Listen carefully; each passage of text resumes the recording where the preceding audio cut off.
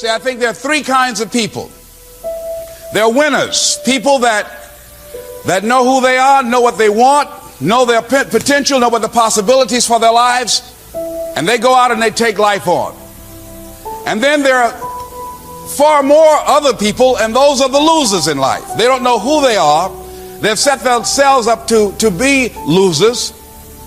Circumstances, events, various experiences have shaped this image of themselves. They draw hard times and bad luck to themselves. They feel that it's hopeless and no sense in trying to change it. But then there's another group, and that's who you are. I think you're in this group. And this group are winners who have not discovered the keys that will enable them to unlock some new opportunities for themselves, some new experiences for themselves. These are people who they're winners. They know that they are, but they're out of alignment. They're out of sync with themselves. They just need some twerking, just need some coaching, just need to make some adjustments here and there, just need to be given an opportunity, just need a little help, a little assistance, and often they're gone. How can you identify these people? Because these people who are winners, who have not discovered the keys that will enable them to tap into their greatness, they're always searching.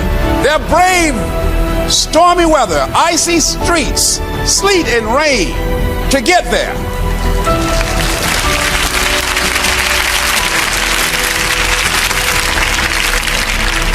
The weather forecast might say it's miserable outside.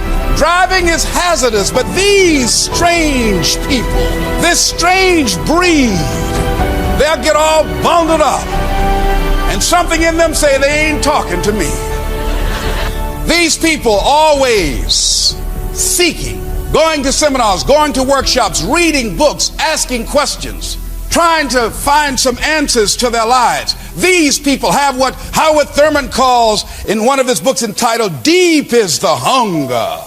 That these people have a deep hunger for a new life. These people, deep down in their souls, they say, God, there's got to be more. This cannot be it for my life. These people, their relatives and their friends look at them weird. They think they're strange.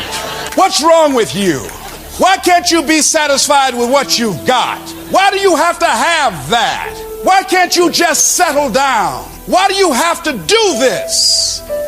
They don't understand. They don't Why would you go out there in this kind of weather? They don't understand. They don't understand. There's a deep hunger that must be fed. I was on in Chicago. A lady called 2 o'clock in the morning, named Sasha, saw me on television. They were raising money for PBS. She said, Les Brown, I'm so proud of you and you and your brother and what y'all did to buy your mother home. But let me tell you something. I saw y'all at the beginning of that program. You know, it's most certainly nice that she raised y'all. She had to be a good woman to raise children that weren't hers. But not only did she just raise y'all some ugly children. Y'all had some funny little bald heads on television. Could y'all take those pictures off? If I were you, I wouldn't let nobody see those pictures. I mean, I didn't even ask her to do that for me. 2 o'clock in the morning, she called me and told me that. Boy, y'all some homely kids. What a good, you know, God bless that I raised 2 ugly children. What people something else? All right, they're just something else. I want you to know, whatever dream you have, you're going to have some people tell you that. My brother, he said to me, it's been so good. Wesley came up and one of my assistants met him at the airport and brought him to the Penobscot building. And she said he walked her all over the Penobscot building. He said, is this an important building in Detroit? She said, yes. So he got off the elevator, 21st floor, and got off and saw my office name there. She said his eyes got big and he came in and he said, oh. Now this is the same person. Every time we had a holiday, I would go home. Wesley is the master at talking about you and being a dream buster. I mean, a proud dream buster. And he used to say, what are you doing now on your dream? And the table gets silent. Well, Wesley, this is my year. Oh, I think we've heard that before, haven't we, Margaret? Well, this year is different. This is my year. Didn't we hear that before? Yes, Wesley, why don't you get you a real job rather than beating your gums together? Mama said, Leslie, you know, they still might take you back down at Sears. By this time, I'm turning red, but couldn't nobody see it. Room turning purple now. Smoke coming out my ears and my nose. Now I'm snorting now. Mama, make him leave me alone now. Yeah, Mr. Motivator. Look how much weight he lost, Mama. Talking about he fasting. So Wesley said, Les, I'm proud of you, my brother. You have really done it. And I really love you even more when you send me some money. Wesley is so honest. He's an honest person. Boy, he's honest. Wesley used to talk about these little tapes right here. Jack saw me with my dream. Whatever dream you have, you know, Joseph Campbell talks about the long night of the soul. You're going to have moments of feeling deceived and isolated and persecuted and condemned and powerless. Long journey, long dark night of the soul. But when you hold on to your dream, don't let anybody kill it in you. Just hold on to that dream. When it doesn't make sense to anybody, including you sometimes, just hold on. Eventually help comes. In the middle of the night, help will come and say, here, let me bring you assistance. Help will come. Jack came up and said, Les Brown, we're going to give you packaging for your tape so you won't take them around like this anymore. Gonna do a different thing for you. I was just going with my dream. I just came with what I had. See, a lot of people say, I'm gonna go after my dream when I get all my ducks in a row, when I get everything together, get all my bills paid, children graduate. I'm going after my dream then. Just soon as things get together, I'm going. No. You ain't gonna never get all those ducks lined up. You got to go now. You got to go right now. Go with whatever you got. What do you mean? I don't have my shoes on. Just go head on them. Just go.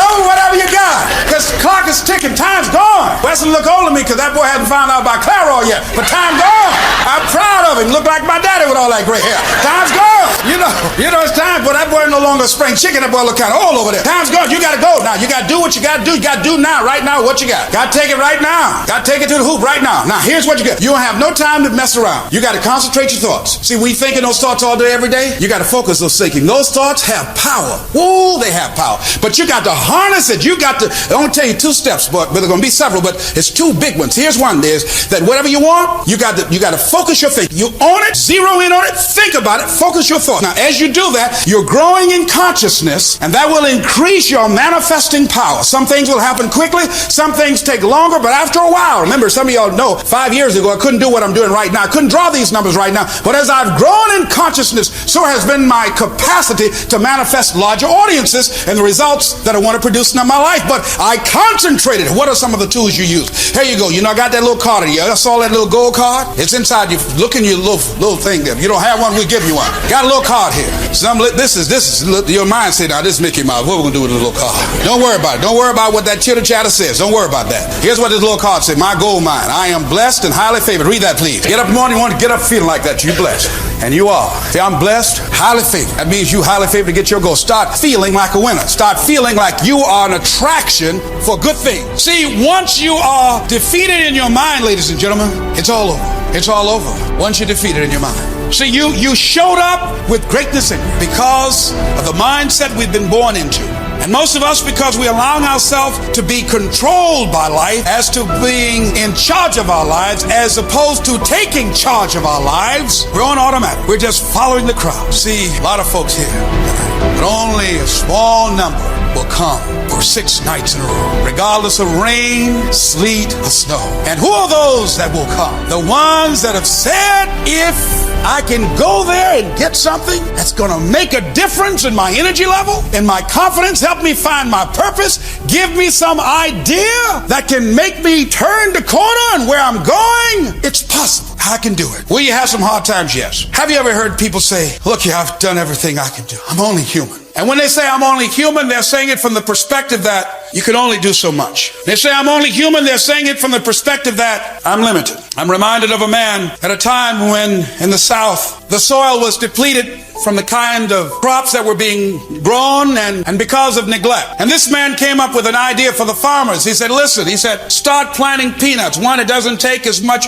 mineral from the soil to grow peanuts, and in fact, it enriches the soil. They did it. And much to their surprise, it enriched the soil, made it more fertile. And he said, now after you grow the peanuts, you can sell the peanuts. And this man was hailed and recognized and praised for his revolutionary idea. But then after a while, when there was an abundance of peanuts, the same man who was praised now was condemned and criticized for coming up with this asinine idea. Hey, come on, what are we going to do? Feed our families peanuts? We can't sell all these peanuts. We can't eat all these peanuts. You were stupid for telling us this. And this man who was doing what he could with what he had, he felt condemned. And he withdrew to his laboratory. And he said, Lord, what can I do to handle this situation? Sometimes you're going to have to retreat. I was there. I know what it is to walk the floor and you don't know how you're going to make it when people no longer believe in you. And you got all you got. And you got to say to yourself, when you fail again and again, they tell you no. Sometimes with tears in your eyes, hey,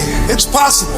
In spite of this, it's possible I can make it again. When life knocks you down, sometimes you have to take 2 steps backwards to go forward. It's possible. When life staggers you, the thing that'll get you up on your knees and get you standing in the center of the ring and find something from somewhere deep down in to keep on slugging and keep on fighting it's possible. And maybe, just maybe, I can pull this out. It's just maybe. My arms are tired. I don't know where I'll get the strength from, but it's possible. If I just stand long enough, I can pull this off. And this man stayed in that laboratory. He said, God, give me an answer. You're going to have to ask sometimes life to give you an answer. Lead me. Tell me what to do. Where to go? I need some help. I need some guidance. And after staying in his laboratory, he came out. And with just a peanut, ladies and gentlemen, with just a peanut, he made an announcement. He says, listen, come.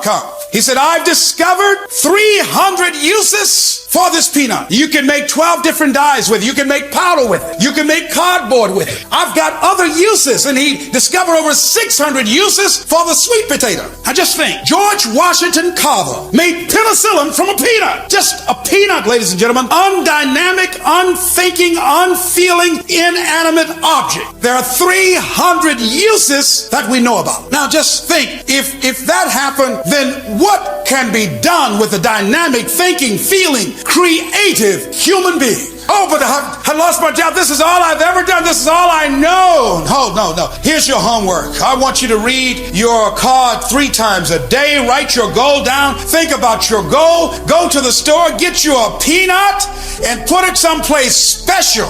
And look at that peanut every time you doubt the possibilities of your life and the uses of your life, of your genius. Just look at that peanut. Come next week, bring your peanut with you and bring a friend with you. But come with your peanut. You don't have a friend, bring 2 peanuts with you. But I want you to look at your life, to look at your dream and say, it's possible. When you're facing defeat, disappointment, seem like life has rid you off and everybody say you can't do it. You don't have what it takes. I'm not asking you to say, yes, I can do it. But see, no one, there are too many variables in life that can happen, that can enable you to pull it out. No one can say that. All you need to affirm that in spite of this, in spite of these odds, it's possible that I can do it. Repeat out to me, please. Think about your goal right now. Think about your goal.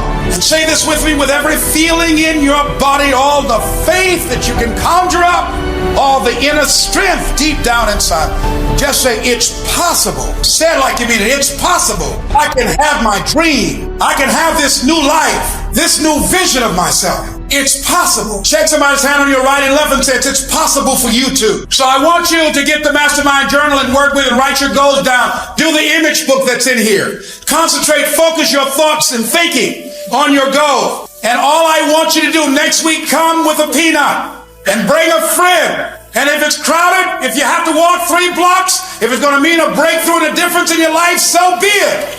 And all I want you to do every day is just say to yourself, when you feel that inner negative conversation saying you can't do it, just say, it's possible. It's possible. I do a lot of training for many corporations and I conduct sales seminars, and I've heard all kind of guys doing techniques and training people techniques of how to close sales and how to work with and begin to control the sale and how to ask for the close. Let me share something with you. You can learn all the techniques in the world. If you don't believe in yourself, it won't happen for you.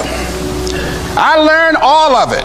So that's why I do a training called Focus on the Seller. You've got to focus on you. And as you convince you, as you sell yourself every day, you will begin to see a difference in the things that you're doing. Selling yourself on your ability to perform a job, to achieve a certain objective. Telling yourself every day, here I go again.